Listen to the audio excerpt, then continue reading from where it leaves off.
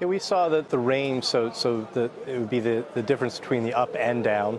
So markets trading, I think, clearly pricing in either status quo or a deal scenario where the downside of a trade war, 25% tariffs across the board on all U.S.-China trade, we saw as a pretty big hit to global growth, 45 basis points, U.S. growth and China growth, where S&P earnings could take an incremental 7% plus hit above and beyond the 2% that we ascribed for that step up to 25% tariffs on existing goods.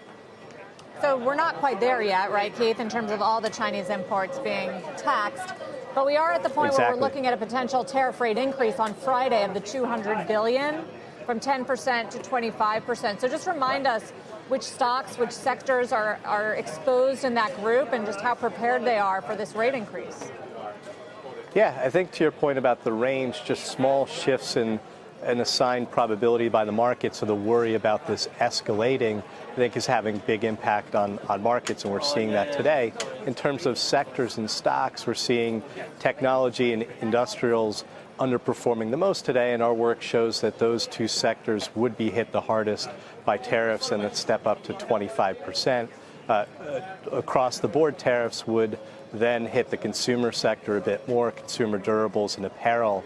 What we're seeing on the stock side, interestingly enough, is that U.S. stocks with the highest China sales exposure had underperformed tremendously in the second half of last year, have re-rated where relative valuations are back at the highs. So we do see risks of repricing that discount in those stocks with China exposure. And I think the reporter just mentioned a number of those selling off by quite a bit today.